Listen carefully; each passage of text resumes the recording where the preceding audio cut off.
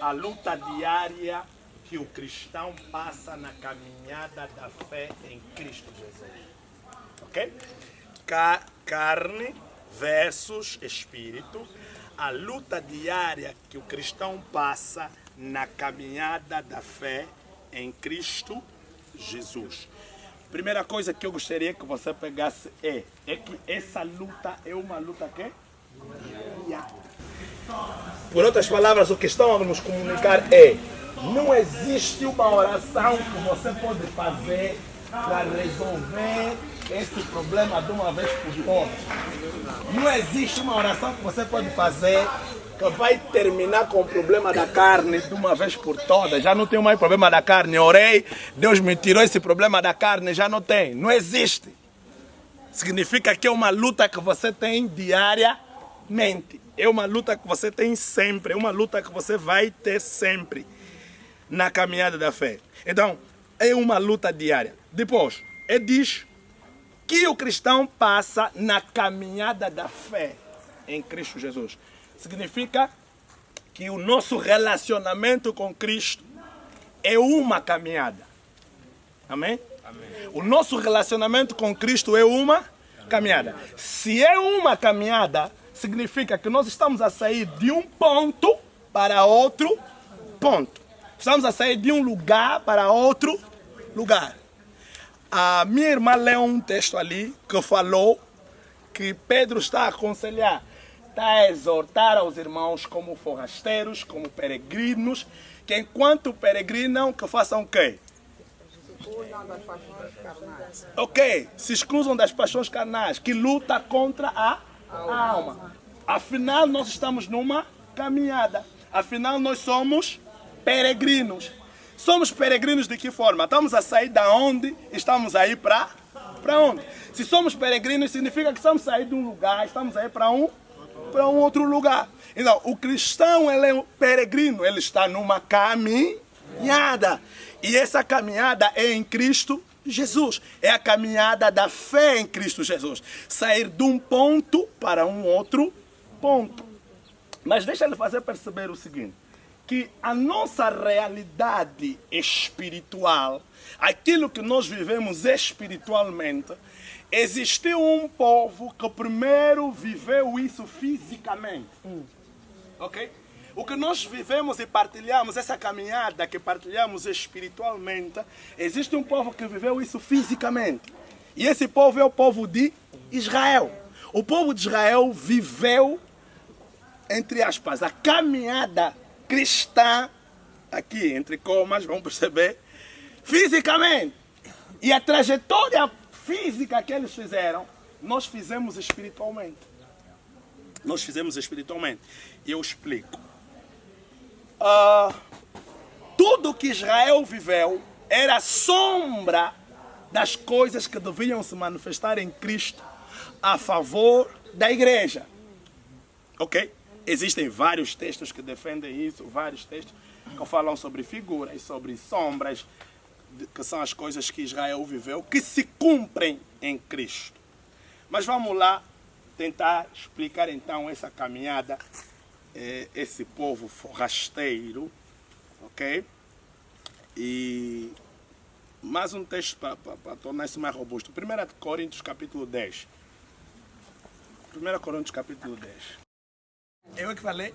Não. Paulo é que disse. Que eles foram batizados. E foram batizados aonde? Na nuvem. Na nuvem e no mar. Então, significa que quando Israel estava a passar pelo mar, o que estava a acontecer? Estavam a ser batizados. Batismo é o quê? Batismo é a morte e a ressurreição. Batismo é morrer e ressuscitar. Então, significa que quando Israel passou no mar vermelho, o que lhes aconteceu? Morreram e ressuscitaram. Mesmo na antiga aliança. E naquela pedra, Cristo estava representado. E a Bíblia diz que eles fizeram o quê? Que beberam daquela pedra, daquela água. Mas beberam quantas vezes? Várias. O texto disse que eles bebiam. O português, né? Bebiam. Significa que era uma continuidade. A Bíblia diz que a pedra fazia o quê? Os então enquanto estavam andando no deserto, Pedro estava fazendo o quê? Eu é que falei? Que a pedra lhes seguia. E na medida que a pedra lhes seguia, eles faziam o quê? E essa pedra era quem?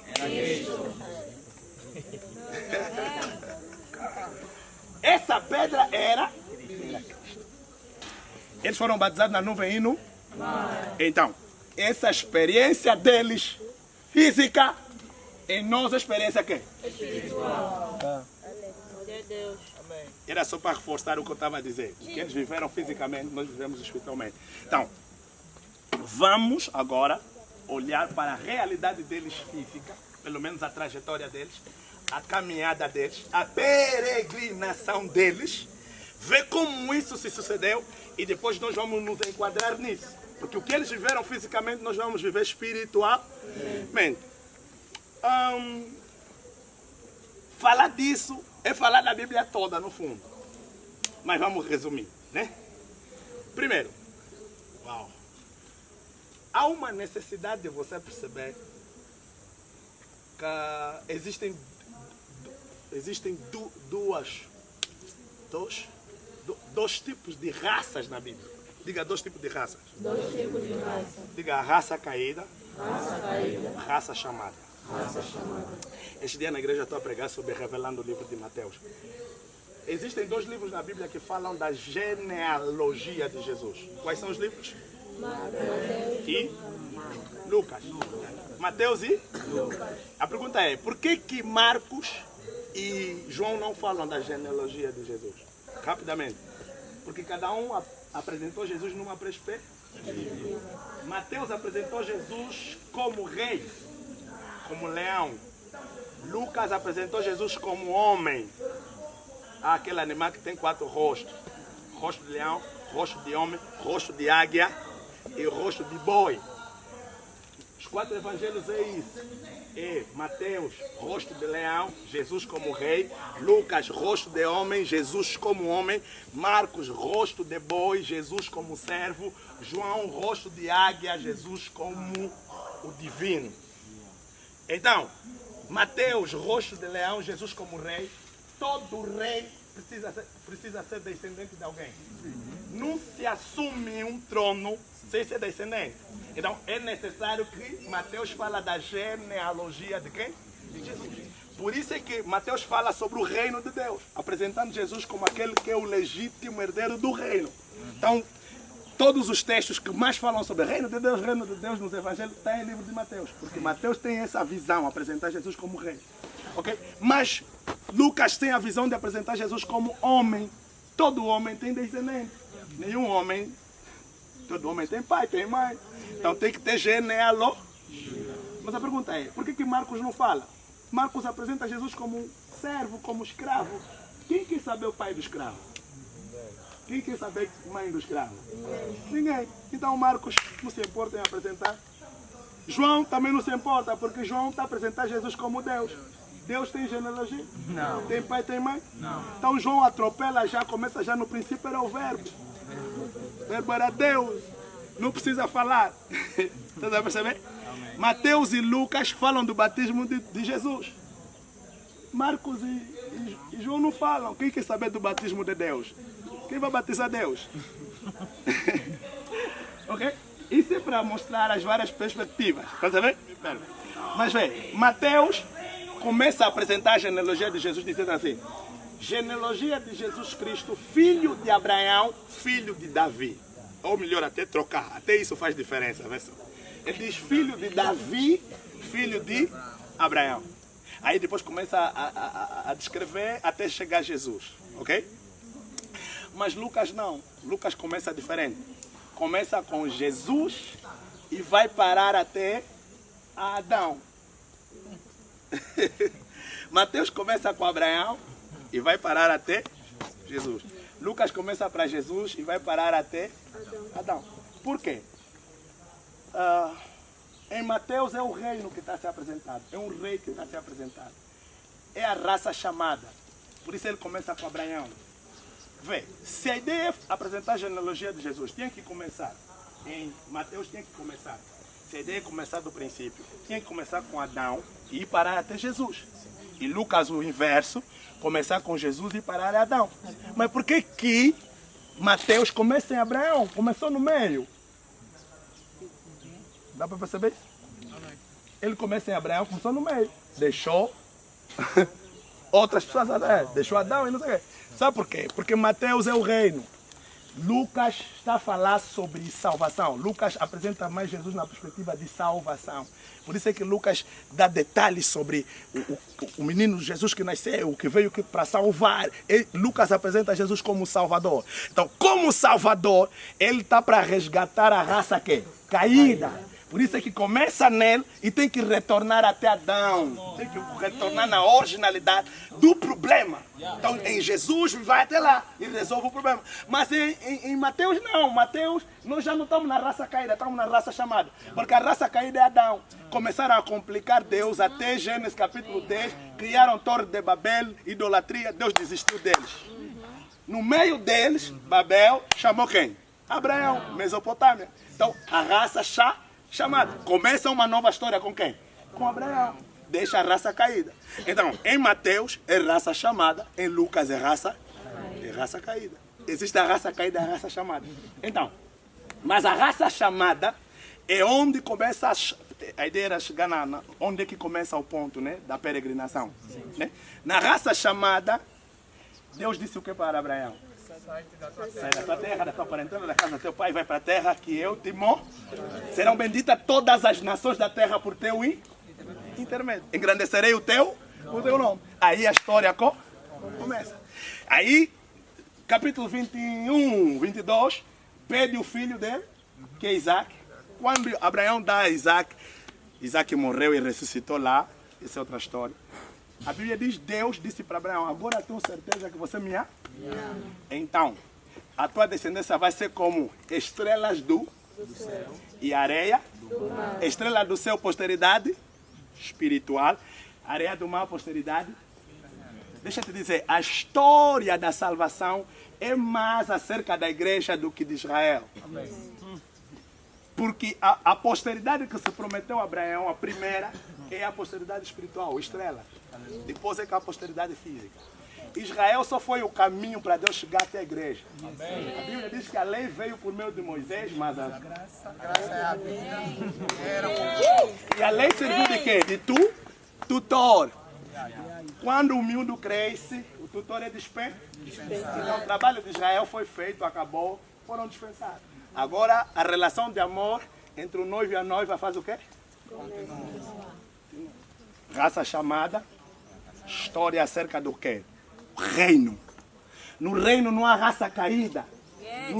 No reino não começa com Adão, começa com Abraão.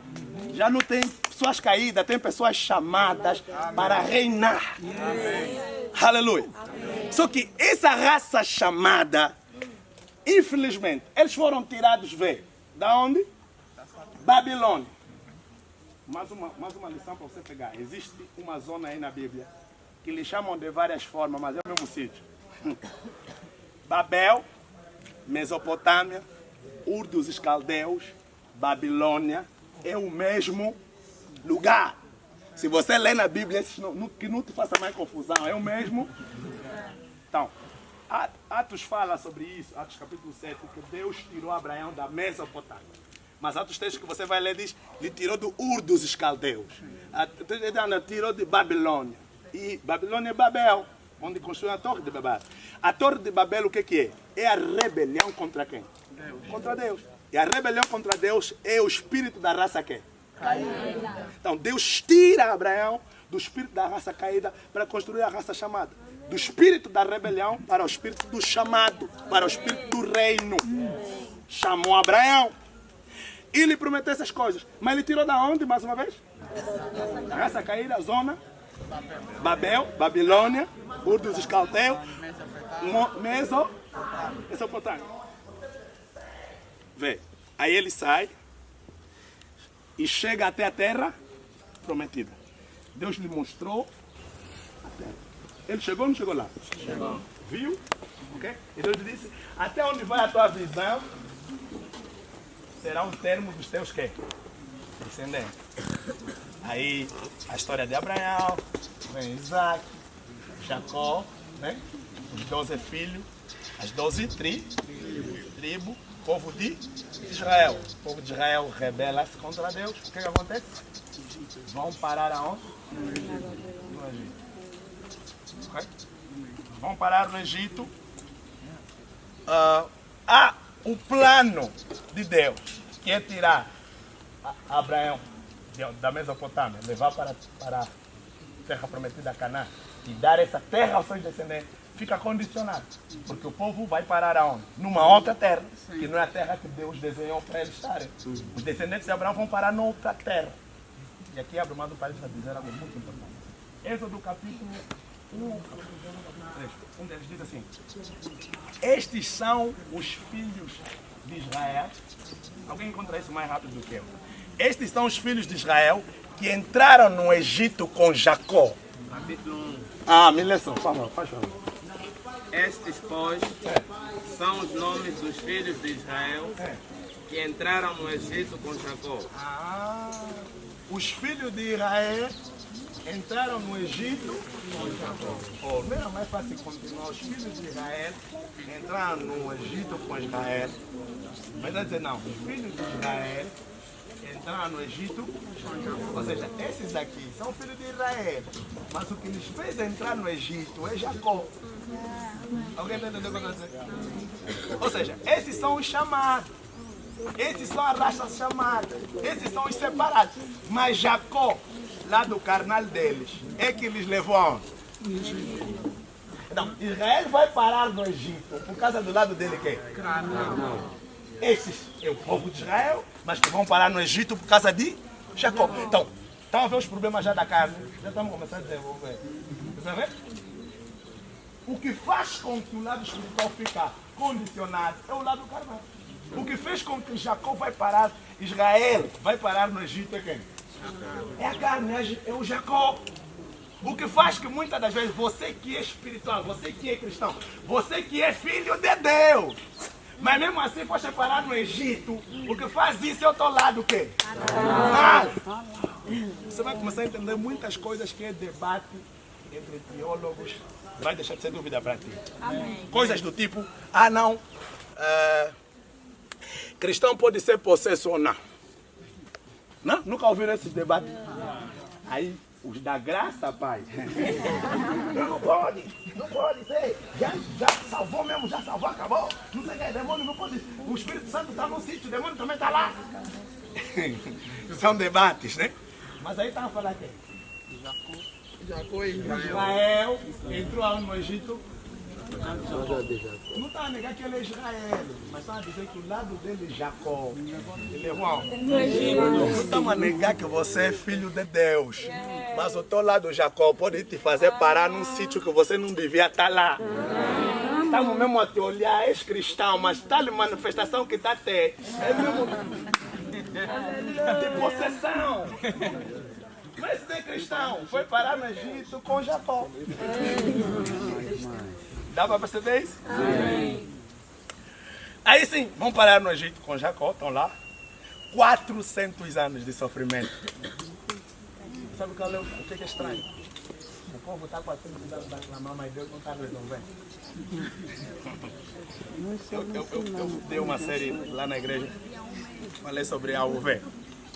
Deus não se importa que o povo continue a sofrer até encontrar um Moisés que cresce.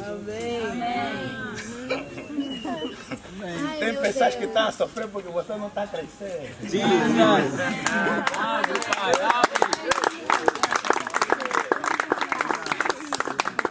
Tem pessoas a sofrer porque você não está... Mexe no irmão que está todo ali.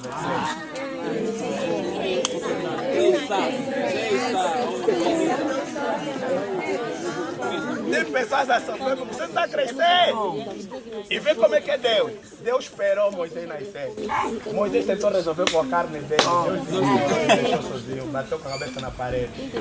Até quando ele se encontrou com Deus, se resolveu com Deus. É que Deus dividiu como Deus. Deus espera mesmo Moisés. O povo está sofrendo, Moisés fez. Ok. Aí o povo sai. do Egito, por meio de quem? Por meio de Moisés. Quero explicar a peregrinação. Mas recuei mesmo bué, comecei da raça caída para vocês entenderem bem. Mas vamos deixar aquela coisa de raça caída, chamada, Abraão, ok? Vamos começar ali no Egito, pelo menos onde começa também. Quer dizer, na verdade não começa ali, né? Mas aí podemos pegar esse ponto como referência. Então, o povo está no Egito, está na escravidão. E saem do Egito, passam pelo Mar Vermelho, passam pelo deserto, entram para a terra prometida e voltam na herança que lhes era devida, era prometido desde o princípio a quem? A Abraão. Estão a ver como é que a história está, né? É uma história toda, é uma sequência toda que você precisa entender. Mas vê, como é que eles saíram do Egito? O que é o Egito? Ok? A Bíblia diz que o faraó é quem? Representa o quê? O faraó representa o quê? Hã? Satanás. Podem pregar. Não sei que você está. Faraó representa o quê? Satanás. Faraó e Satanás. Se Faraó e Satanás, Egito é o quê? Mundo. O Egito é o mundo. A Bíblia diz que no Egito eles comiam o quê? Pepinos e cebolas. Pepinos e cebolas no Egito. Mas bem, a Bíblia diz que quando Moisés é chamado para ir libertar o povo de Israel, antes dele ir lá, o que Deus fez com ele? Teve com ele uma experiência com serpente. Joga a vara no chão, jogou. Afumou em serpente. Pega. Por que Deus lhe treinou acerca de serpente? Porque ele ia encontrar serpente. A serpente representa o poder maligno do quê? Do Egito. Então, para o povo de Israel sair do Egito, o poder das serpentes precisa ser vencido. Egito é o mundo, Faraó e Satanás, ok? As serpentes, os magos, representam a força satânica. Para Israel sair do Egito, a força satânica precisa ser quem?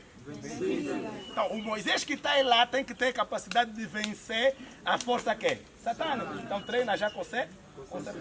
E é o primeiro teste que ele recebe. Mal ele chega, a primeira luta é de quem? De serpente. E a Bíblia diz que ele joga, a vara dele se transforma em serpente. Eles também jogam também boi de serpente. De repente a serpente de Moisés engoliu todas as serpentes. Qual é a mensagem ali? Que o poder de Deus é maior do que o poder satânico. E vê o que é interessante. Faraó tinha várias serpentes, Moisés só tinha uma. Eu costumo dizer, vários problemas satânicos só tem uma solução que se chama Jesus Cristo. Aleluia. Não me amarrar à noite, Jesus, mano. Amém. Não estou engravidar, Jesus. Ok? Só uma serpente engoliu todas as serpentes. Então, mostrou já que o poder de Deus é maior do que o poder satânico. Depois disso, a Bíblia diz que ele manifestou vários sim. A pergunta é, com todos esses sinais, o povo saiu do Egito? Não. Continuaram lá. O que significa isso? Depois de tudo isso, no final, o último sinal, qual é? Cordeiro, morte dos primogênitos, né? Depois disso, Moisés disse, Faraó disse, não me traz azar. Pegam vossas coisas, fazem o quê? Vazam, não quero problema. Quer dizer que o último sinal, o sinal dos sinais, é o cordeiro que precisa ser quê? Morto. Ou seja, Jesus veio na terra, fez muitos sinais.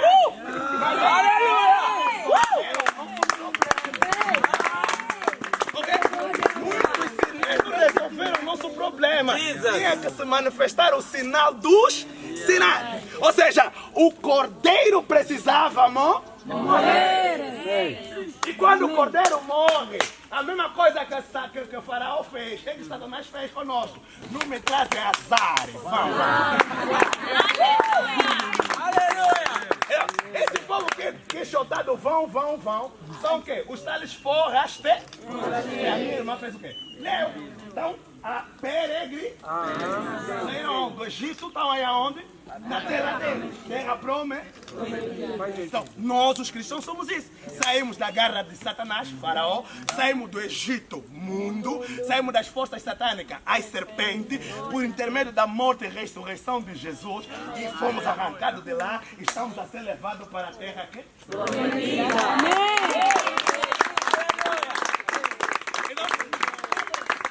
Somos esses peregrinos, esse povo que foi salvo, esse Israel que a Bíblia diz, Israel espírito, somos nós.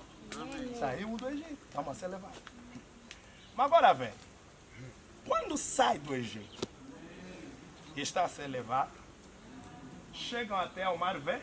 A Bíblia diz que quando saíram do Egito, chegaram no Mar Vermelho, a Bíblia diz que Faraó fez o quê? Seguiu. Faraó seguiu e os seus cavaleiros.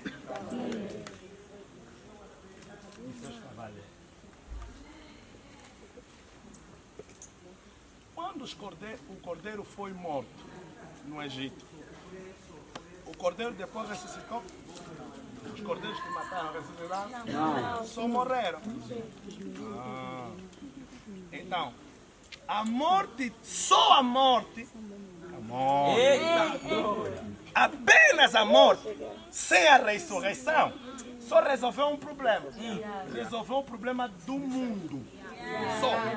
Nos tirou do mundo. Nos tirou do mundo. Vou aqui considerar também, entre aspas, do pecado. Mas tinha outros problemas que não ficaram bem resolvidos. Por isso é que Israel, mesmo saindo do Egito, Faraó ainda fez o quê? Significa que o problema do cordeiro morto apenas não resolveu o problema de Faraó continuar a seguir. Não resolveu o problema de Satanás continuar a ter força. Sabe por que não resolveu? Porque a promessa em Gênesis da semente da mulher era que a semente iria pisar a cabeça da serpente. Mas qual é o lugar que se pisa a cabeça da serpente? Na cruz. Ok? Mas Paulo diz, se Cristo apenas morresse e não ressuscitasse, em vão seria a nossa fé. Ou seja, lhe pisou a cabeça, mas tem que resolver bem o problema. Tem que descer lá embaixo, receber a chave e depois voltar vivo. Tá vendo? Por isso é que agora o mar tem que vir. O Mar Vermelho. Que é o quê? Que é o batismo. Que é a morte e ressurreição. Então Faraó veio no mar, morremos com ele e ressuscitamos. Quando Jesus estava a morrer, nós morremos. Quando ele ressuscitou, nós também ressuscitamos. Mas além de ele morrer e ressuscitar conosco, ele resolveu mais outro problema. Dava a pisar a cabeça de quem? Da serpente. Dava a lhe tirar as pá? Ao mesmo tempo. Está a morrer conosco, está a ressuscitar conosco, mas também está a chapar o diabo. Tudo isso aonde? Na cruz e na sua quê? Ressurreição. E algo interessante. A Bíblia diz assim, Moisés disse, olha, não fiquem com medo. O Senhor pelejará por nós. Quem lutou? Foi o povo de Israel ou Deus que lutou por eles? Nessa altura, Israel tinha exército? Não. Sabiam lutar? Não. Então Deus fez o quê? Lutou por eles. E a Bíblia diz algo. Moisés diz assim, tá a ver esses egípcios aqui? Nunca mais vão lhes... Sabe o que significa? Aqui essa parte os da graça gostam. Quando você morre e ressuscita com Cristo, você nunca mais vai ver Egito. Amém. Nunca mais vai ver Faraó na tua vida. Amém. Nunca mais vai ver os egípcios. Ou seja, o pecado perdeu o poder na tua vida. Amém. Ele não tem mais nenhum espaço na tua vida. Ou seja, no Mar Vermelho, Faraó foi resolvido. Os cavaleiros dos egípcios foram resolvidos. Ou seja, no Mar Vermelho, devagar. No Egito, o cordeiro, o mundo foi resolvido. No Mar Vermelho, Faraó e os cavaleiros foram, que seja Satanás e o pecado. Ou seja, quando Israel saiu do Egito, passou pelo mar Vermelho do outro lado, dentro do deserto, já não existe mais o quê? Mundo, já não existe mais o quê? Pecado, já não existe mais o quê? Faraó, Satanás. Esses foram vencidos. Aí surge a pergunta que não quer se calar. Se esses todos foram vencidos, por que continuamos com os problemas que nós continuamos com ele? Alguém respondeu? Os amalequitas. Se esses todos já venceram, porque, sabe o que acontece? Como é que é esse termo? Regeneração. O nosso espírito é regenerado. A Bíblia diz que o nascido de Deus. Há versículos que vão começar a ficar claro hoje. Já vai dúvida para você. O nascido de Deus não quer. Não peca. Aí os teólogos começam a lutar. Luta começa. Não peca. Ele não vive pecando. Não faz confusão. Mas você não consegue explicar algo, deixa. Ok? A palavra mesmo ali é que o nascido de Deus não peca mesmo. Amém. Eu vou te explicar o que é isso. Você tem espírito, você tem alma e você tem corpo. Quando você nasce de novo, o que é que nasce de novo? Espírito. O espírito que nasce é da espécie de quem? De Jesus. Pergunta é, Jesus pegou? Então, como é que esse espírito que é do tipo de Jesus vai pegar? Do espírito foi regenerado em Cristo. Não peca. Não peca. É da... Vou te explicar para entender. Abre. Vê. A Bíblia diz assim. Que o livro de Hebreus está a dizer isso. Que Abraão, pela fé, ofereceu o seu unigênito. Isso é verdade. Isso é verdade. Como assim, se ele tinha filho antes de Isaac? Sim.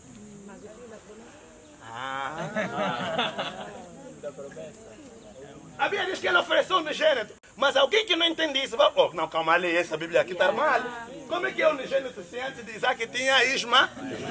Não, o que a autora aos Hebreus estava a querer explicar é que o tipo de filho Isaac é um tipo de filho único que nunca existiu. Que é o filho da promessa. Filho daquele tipo era só um, então era unigênito. Amém. Por isso é que Jesus também era unigênito. Mas é estranho falar que Jesus era unigênito. Porque a Bíblia antes chama de Adão, de filho de quem? Nunca leram isso? Já. Adão era filho de quem? Está na Bíblia. Adão, filho. Sim. Então, se Adão era filho de Deus, como é que Jesus é unigênito? Não, estavam a querer explicar o que Hebreu explicou. Que Jesus é tipo Isaac. E já existia Adão e Ismael. Filho da promessa é só um. Então significa que a Bíblia diz que se o grau não for enterrado e não morrer, mas enterrado e morrer, o que acontece? Então o tipo, Jesus morreu quando ressuscitou. Sabiam que praticamente o momento mais claro que Jesus chama de discípulos, de irmãos, foi quando ele ressuscitou. Por quê? Não lhe chamava de irmão. Quando ele ressuscitou, diz assim: vão avisar aos meus. Por quê? Já morreu, já ressuscitou, já germe, já não é unigênito, agora é primo. É da mesma espécie. Já morreu conosco, já ressuscitou. Então, como é que você peca? Não, teu espírito foi regenerado, não peca. É daquela imagem. Mas agora, aí tu pergunta, onde é que entram os problemas? É que você precisa entender. Nós fomos, aí resolve mais outro problema, né? Mais outro problema. Salvação se perde, salvação não se perde. Mais outro problema, vamos resolver mais. Amém. Não, nós fomos salvos, a nossa alma foi, o nosso espírito foi salvo. A nossa alma está a ser. O nosso corpo será.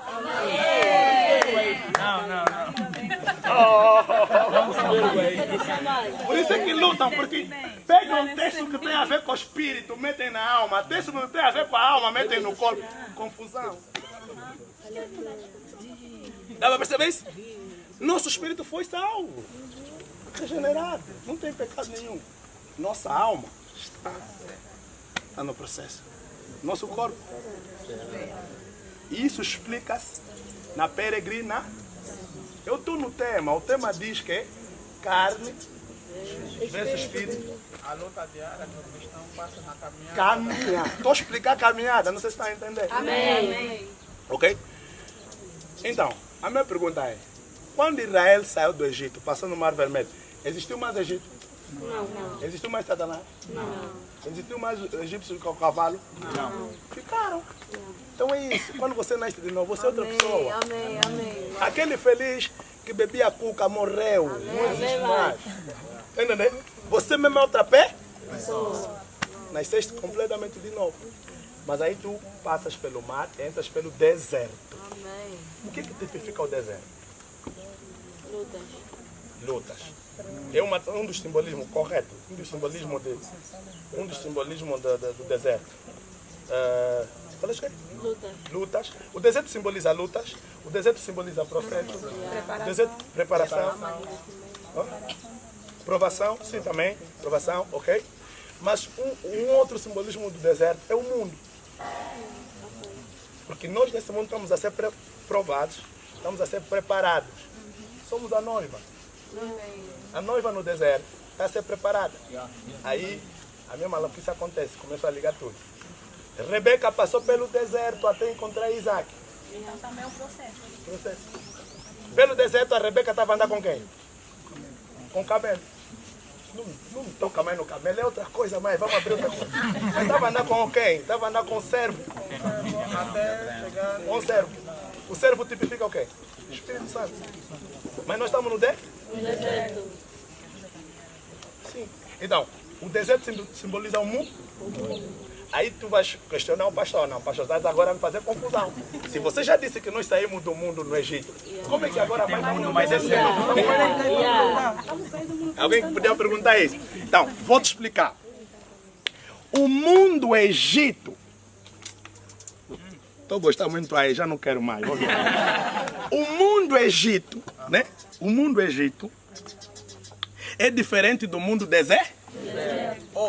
Explica. Mundo Egito é diferente do mundo?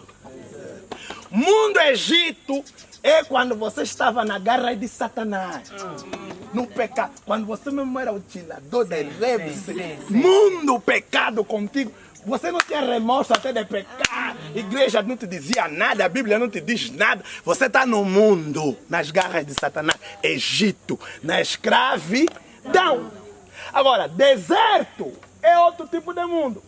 Jesus disse, Pai, eu vou orar, não para você lhes tirar do mundo. Não, quando ele está dizendo é para nos tirar do mundo, não é para não nos tirar do mundo Egito. Está dizendo, não vou lhes tirar do mundo deserto. Jesus disse que no mundo tereis a aflição. Na Bíblia, quando você está lendo mundo tem muito tipo de significado. Não é todo tipo de mundo que você lê na Bíblia é igual ao mundo, não.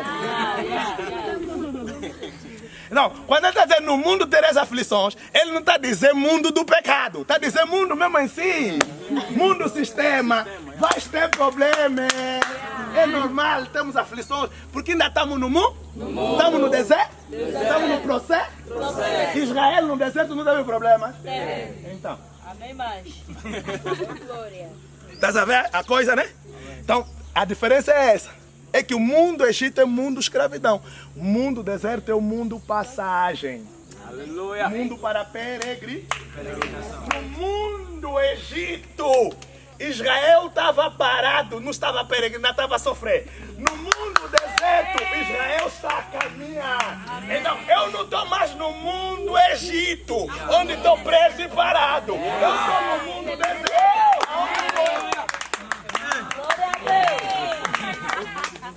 Alguém está entendendo? Amém. Por isso é que é estranho você ver um cristão, mano, não cresce, não muda. Falar que um rabi não change pá. Um rabi que não muda. Vida ele é o mesmo igual. Mano, no mundo tinha 3 damas. Na igreja também arranjou 3 não moram.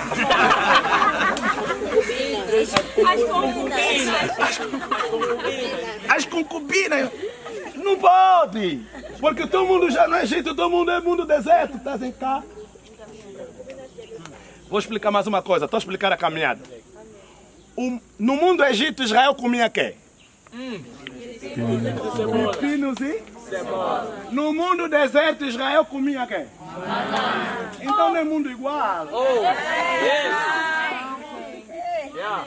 No mundo Egito, tua vida era tiriri na coberta. No mundo deserto, tua vida é Salmos 23. Aleluia. Amém. Então é outra coisa, mano. Diga comigo, o lugar define o tipo de comida de comer. Você está no deserto toda hora quer comer comida do Egito. É o espírito deles quando saíram do Egito. Moisés nos levaste aqui no deserto para me matar. No Egito comia embora pepinos e cebola. Tem cristão assim, mano. Tá na igreja, mas quando aquela kuduro toca, ainda se estreme, ele quer comer pepinos e cebola. Mas não podes. Já saíste do Egito, tua comida é outra. Aleluia! Amém. Como assim você continua com esse nível de decote?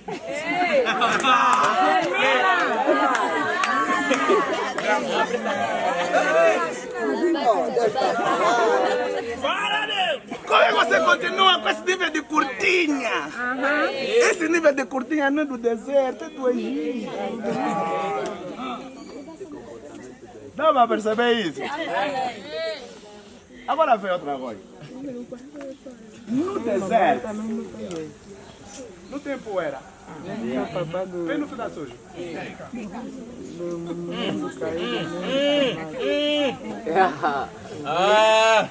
Aí depois começa a luta, né? Mas nós não pecamos. Como assim aquele irmão fornicou? Deserto, tempo era.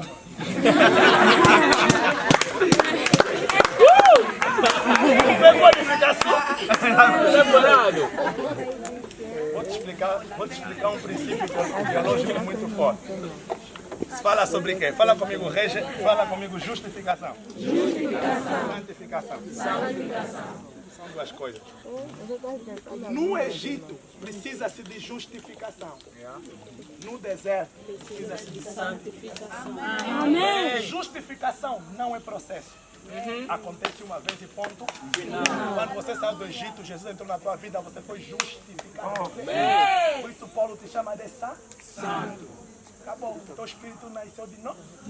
E ele não peca. Mas agora, tu estás no mundo. No próprio. Pé fica sujo? Se pé ficar sujo, o que acontece? Tem que santificar. Como é que se santifica? Limpando. Como é que se limpa? Palavra. Mas vamos agora no Pedro. Jesus está a lavar os pés dos discípulos. Não é verdade? Pedro disse, não podem me lavar. Jovem, está me confundindo. Vou te lavar. Se eu não te lavar, você não tem parte comigo? Nada a ver? Pessoa que não gosta mesmo de Bíblia, não gosta de palavra, não tem parte com Deus. Você mesmo quer ver bom cristão, anda a amar mesmo retiro. Assim mesmo coisa, feriado, não vai na ilha, vem aqui, tipo você. De Deus. E ama a palavra. Amém. Ele disse, se eu não te lavar, não tenho parte com Pedro se assanhou já. Não me lava só o pé, me dá banho. Errou mais. Jesus disse, não. Aquele que já banhou, não precisa banhar nova. É aquele que lhe deram vários banhos. Ou aquele que banhou. Só banhou uma vez. Banho é só uma vez. Lavar os pés é que são várias. Você quer daí aceitar Jesus toda hora? Para já.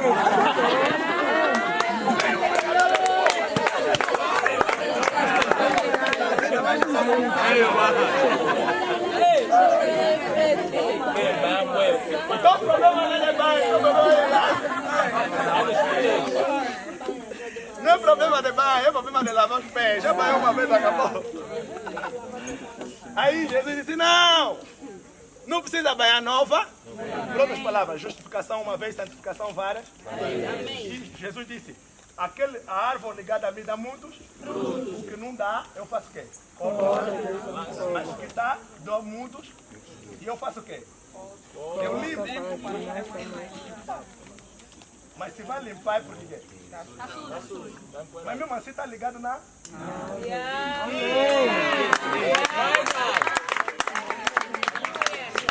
Não é uma questão de estar ligado na árvore ou não. Não é uma questão de se eu estou salvo ou não. É uma questão de que eu posso ficar sujo. E tenho algo para me limpar. Palavra. Ok? Agora isso não é para ficar assanhado, para começar a se sujar toda hora. Porque de tanto se sujar vai chegar um nível e já não vai dar mais quê? Não vai dar mais fruto, hein? E quando não dá mais fruto, o que ele vai fazer? Agora, esse problema aqui, eu deixo no vocês calvinistas terminando, lutem. Como é que se resolve? Mas está lá explicado tudo, né? Ou não? Tem mais dúvidas sobre isso? Se salva, não salva. Pega, não pega. Tem mais? Está tudo explicado ali.